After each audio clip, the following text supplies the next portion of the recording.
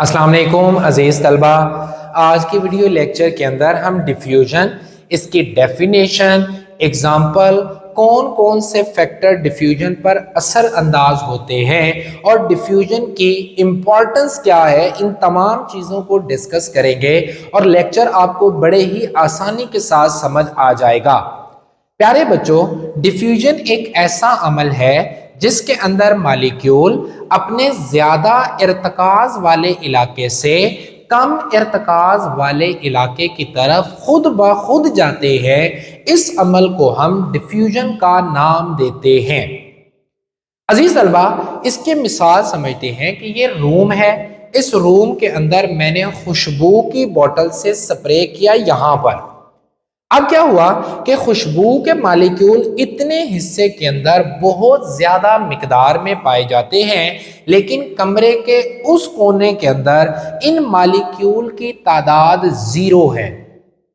आहिस्ता आहिस्ता क्या होगा कि ये खुशबू के मालिक्यूल यहां से उस कोने के अंदर जाएंगे और हर कोने की तरफ जाना शुरू करेंगे जहां जहां इनकी तादाद, इनकी मिकदार, कंसंट्रेशन कम है। और ये अमल उस वक्त तक जारी रहेगा जब तक कि कमरे के हर कोने के अंदर खुशबू के मालिक्यूल की तादाद, इसकी कंसंट्रेशन एक जैसी नहीं हो जाती। एक जैसा होने को केमिस्ट्री में होमोजीनियस कहा जाता है। अब इसकी एक कंप्रीहेंसिव डेफिनेशन कुछ इस तरह से बनेगी: spontaneous mixing of molecule from area of higher concentration, यानी कि जहां पर उसकी मिकदार ज्यादा है, टू लोअर कंसंट्रेशन, उस तरफ जहां पर मिकदार कम है, by random motion to form homogeneous mixture is called diffusion. प्यारे बच्चों, डिफ्यूजन की एग्जाम्पल हमने अभी पढ़ी: spreading of fragrance from bottle to room, खुशबू की बोतल से निकलकर कमरे के अंदर या इर्द गिर्द फैलना डिफ्यूजन की एग्जाम्पल है। इसी तरह से कभी आपने नोट किया हो कि आपकी अम्मी किचन के अंदर अगर अंडा बना रही हैं, एग बना रही हैं, तो उसकी खुशबू पूरे घर के अंदर महकती है और ये खुशबू का महकना भी डिफ्यूजन की वजह से होता है। प्यारे बच्चों, अब समझते हैं कि ये प्रोसेस होता कैसे है। इसके लिए मैंने दो बल्ब लिए जिनको मैंने एक बारीक सी ट्यूब के साथ जोड़ रखा है। ये बल्ब मेरा ए हो गया, ये कोई बल्ब बी हो गया और इनको मैंने एक छोटी सी ट्यूब के साथ जोड़ रखा है। अगर मैं बल्ब के इस हिस्से के अंदर एक गैस भरता हूं और उस गैस को मैं कहता हूं कि this one is a hydrogen gas, ये कोई गैस हाइड्रोजन है। अब हाइड्रोजन के मालिक्यूल इस बल्ब में ज्यादा हैं जबकि इसमें कोई भी मालिक्यूल नहीं है, तो ये वाले मालिक्यूल इस ज्यादा कंसंट्रेशन वाले इलाके से मूव करेंगे उस तरफ जहां पर इनकी कंसंट्रेशन कम है और उस वक्त तक मूव करेंगे जब तक दोनों बल्ब के अंदर इनके मालिक्यूल की तादाद एक जैसी नहीं हो जाती। प्यारे बच्चों, इसी तरह से एक और एग्जांपल समझते हैं कि अगर मैंने इस बल्ब के अंदर एक गैस भर रखी है जिसका कलर ग्रीन है, क्लियर, और इस बल्ब के अंदर मैंने कोई गैस भर रखी है जिसका कलर रेड है। अब आप देखें कि इसके अंदर रेड वाले मॉलिक्यूल ज्यादा हैं, इस बल्ब में ग्रीन वाले मॉलिक्यूल ज्यादा हैं, तो रेड वाले मॉलिक्यूल इस बल्ब में आना चाहेंगे, यानी कि वो इस साइड के ऊपर डिफ्यूज करेंगे, और जबकि ग्रीन वाले मॉलिक्यूल यहां पर ज्यादा हैं तो वो इस साइड पर डिफ्यूज करना शुरू करेंगे। और ये अमल तब तक जारी रहेगा जब तक कि रेड वाले मॉलिक्यूल इधर और इधर एक जैसे नहीं हो जाते, ग्रीन वाले मॉलिक्यूल इस बल्ब में और इस बल्ब में एक जैसे नहीं हो जाते, तब तक ये अमल जारी रहेगा। यानी कि जब तक ये दोनों बल्ब होमोजीनियस नहीं हो जाते, यानी कि कंसंट्रेशन एक जैसी नहीं हो जाती, तब तक डिफ्यूजन का अमल जारी रहेगा।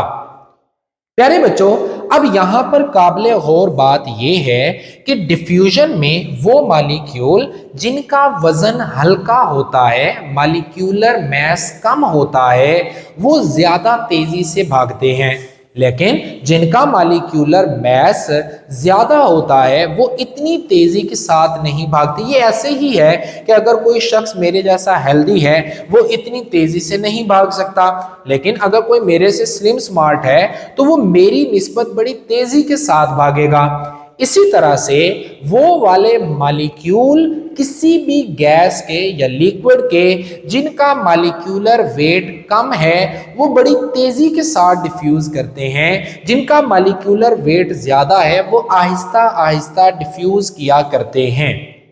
अभी हम एक मिसाल को डिस्कस करते हैं। हाइड्रोजन जिसका मॉलिक्यूलर मास 2 होता है तकरीबन, और इसी तरह से ऑक्सीजन है जिसका मॉलिक्यूलर मास जो है वो लगभग आपके पास 32 हुआ करता है। अब एक का मास है 32, एक का मास है सिर्फ 2, तो बताएं ज्यादा जल्दी डिफ्यूज कौन करेगा? वो वाली गैस जिसका मॉलिक्यूलर मास जो है वो सिर्फ 2 है और वो हाइड्रोजन है। तो यही चीज मैंने लिखी, hydrogen diffuses 4 time faster than oxygen due to molecular mass of oxygen is greater than that of hydrogen. यहां तक बातें क्लियर? नाउ अजीज तलबा, एक बड़ी ही इंपॉर्टेंट बात जो कि एमसीक्यूज के हवाले से बड़ी इंपॉर्टेंट है कि डिफ्यूजन का अमल गैसेस में होता है, लिक्विड में होता है, सॉलिड के अंदर नहीं होता। सॉलिड के अंदर डिफ्यूजन का अमल नहीं होता जब तक कि सॉलिड को सॉल्युबल ना किया जाए किसी मीडियम के अंदर। मिसाल के तौर पर ये मार्कर है, ये सॉलिड स्टेट के अंदर है और मार्कर की इस हाथ के ऊपर कंसंट्रेशन ज्यादा है, इस हाथ पे कंसंट्रेशन ज्यादा नहीं है, तो ऐसा नहीं होगा कि यहां से जो है वो डिफ्यूज करके इस हाथ पर आ जाए जब तक कि इसे किसी ऐसे सॉल्वेंट में डिसॉल्व ना कर दो जिसमें ये डिसॉल्व होता हो। तो डिफ्यूजन का अमल गैसेस में है, लिक्विड में है, सॉलिड के अंदर नहीं है। जब तक कि सॉलिड को किसी सॉल्वेंट के अंदर डिसॉल्व ना किया जाए, वो सॉल्वेंट गैस है या वो सॉल्वेंट लिक्विड है। तो ये भी बात मैंने लिखी, diffusion can be seen in liquid and gases but not in solid. Clear होगी यहां तक बातें? नाउ अब प्यारे बच्चों डिस्कस करते हैं कि कौन कौन से फैक्टर हैं जो डिफ्यूजन के ऊपर असर अंदाज होते हैं। उसमें पहला फैक्टर जो अभी मैंने डिस्कस किया दैट इज मॉलिक्यूलर वेट। अब मॉलिक्यूलर वेट को आप रिलेशनशिप बताएंगे बाय यूजिंग ग्राहम लॉ के मॉलिक्यूलर वेट किस तरह से असर अंदाज होता है रेट ऑफ डिफ्यूजन पे। तो अजीज तलबा, ग्राहम ने एक साइंटिस्ट है जिसने इसका एक बाकायदा फार्मूला दे रखा है। फार्मूला क्या है? R is inversely proportional to 1 divided by under root of molecular mass। जो गैस है उसके मॉलिक्यूलर मास के अंडर रूट के इनवर्स प्रोपोर्शन होता है क्या? Rate of diffusion. अगर तो आपको मॉलिक्यूलर मास पता है तो आप यहां पर मॉलिक्यूलर मास लगा दें, अदरवाइज यहां पर आप डेंसिटी भी लगा सकते हैं। अब इस तरह ऐसा होता क्यों है? ऐसा इसलिए होता है कि जो मॉलिक्यूल छोटे होते हैं और जो मॉलिक्यूल बड़े होते हैं गैस के, तो वो दोनों एक जगह पर अगर मौजूद हैं, एक टेम्परेचर के ऊपर मौजूद हैं, तो काइनेटिक थ्योरी के मुताबिक इनकी एवरेज काइनेटिक एनर्जी सेम हुआ करेगी। अब छोटे मॉलिक्यूल की भी एनर्जी उतनी, बड़े मॉलिक्यूल की भी एनर्जी उतनी, लेकिन अब ये जो छोटा मॉलिक्यूल है इसकी और दोनों की एनर्जी सेम है, लेकिन इसकी भागने की रफ्तार जो होगी वो ज्यादा होगी। ये ऐसी बात है कि अगर मैं हूं, मेरे अंदर मोटर की पावर आ जाए तो बॉडी तो वही है, लेकिन मोटर की पावर आ गई तो फिर मेरा इस जिस्म की जो ताकत है वो बहुत ज्यादा हो जाएगी। या मेरी ताकतें अगर आप उठाकर चींटी को दे दें, मेरी जो पावर है वो चींटी को दे दें, तो चींटी का जिस्म बेशक मेरी निस्बत ना होने के बराबर है, लेकिन मेरी पावर अगर आप उसको दे रहे हैं तो इसका मतलब है कि उसकी रफ्तार या किसी और पहलू के ऊपर असर जरूर होगा। तो तो यही बात मैंने यहां पर लिखी, all the molecule have at a same temperature have a same kinetic energy. Gas के मॉलिक्यूल छोटे हैं बड़े हैं, उनकी काइनेटिक एनर्जी सेम है एक सेम टेम्परेचर के ऊपर, लेकिन small molecular mass have high velocity than heavier at the same kinetic energy. लेकिन जो मॉलिक्यूल छोटे हैं, जिनका मॉलिक्यूलर वेट थोड़ा है, एनर्जी बेशक उनकी बड़े मॉलिक्यूल के बराबर ही है। अब उसकी वजह से उसकी काइनेटिक एनर्जी तेज हो जाएगी, उसकी भागने की वेलोसिटी तेज हो जाएगी सेम काइनेटिक एनर्जी के ऊपर। अजीज तलबा, दूसरी चीज है टेम्परेचर। देखिए टेम्परेचर जो होता है, हमने ये भी पढ़ रखा है कि जितना टेम्परेचर बढ़ाएंगे उतनी ही क्या होगी, उस मॉलिक्यूल की एवरेज काइनेटिक एनर्जी बढ़ेगी in the case of gases या in the case of liquid. वैसे बढ़ती तो सॉलिड की भी है, लेकिन चूंकि हम सिर्फ डिफ्यूजन को डिस्कस कर रहे हैं तो मैं सॉलिड को छोड़ दूंगा, लिक्विड और गैस की बात करूंगा। तो आपने जब टेम्परेचर बढ़ाया तो मॉलिक्यूल की जो एवरेज काइनेटिक एनर्जी है वो बढ़ गई। अब काइनेटिक एनर्जी क्या होता है? Energy due to flow, due to motion. तो आप देखें एक मॉलिक्यूल की एनर्जी बढ़ गई तो उसके भागने की रफ्तार भी क्या हो गई? तेज हो गई। तो डिफ्यूजन का अमल भी क्या हो गया? तेज हो गया। तो मैं यूं कहूंगा कि temperature is directly proportional to rate of diffusion, या diffusion is directly proportional to rate of diffusion is directly proportional to temperature. Rate of diffusion directly proportional to temperature.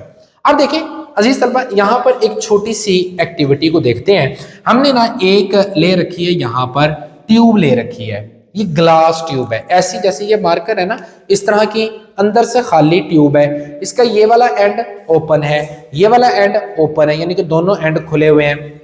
अब क्या करें कि आप ये वाला जो एंड है यहां पर ना रुई ले लें, उसको अमोनिया के अंदर भगो दें, अमोनिया में डुबोए तो रुई अमोनिया को जज्ब कर लेगी, तो उसको यहां पर फंसा दें।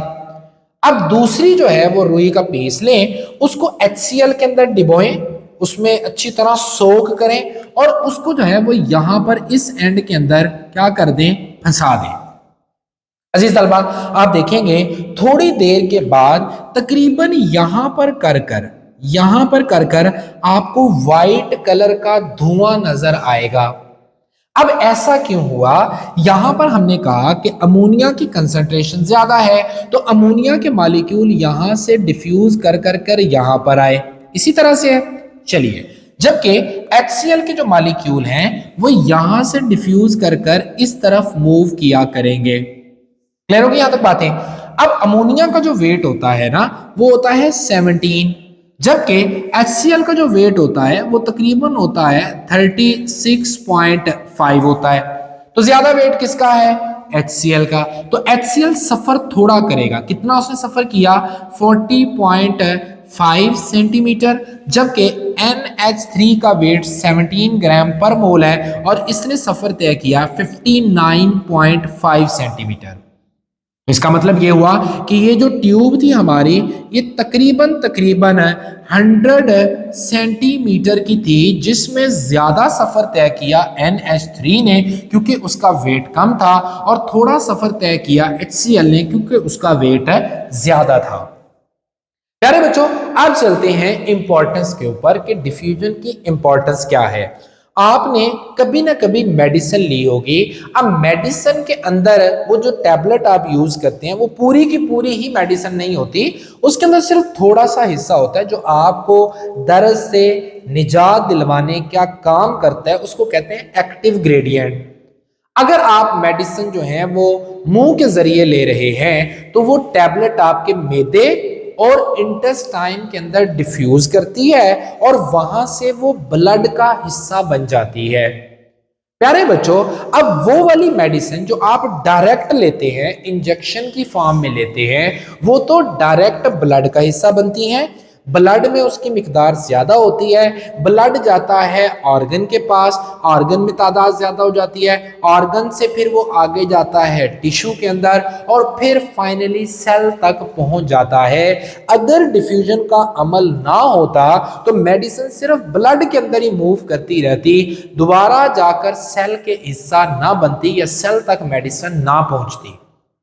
इसी तरह से प्यारे बच्चों हमारे पास जो ऑक्सीजन है, हम सांस ले रहे हैं तो ऑक्सीजन की कंसंट्रेशन बाहर ज्यादा है जबकि फेफड़ों के अंदर कंसंट्रेशन कम होती है। इसी वजह से ऑक्सीजन हमारी बॉडी का हिस्सा बनती है।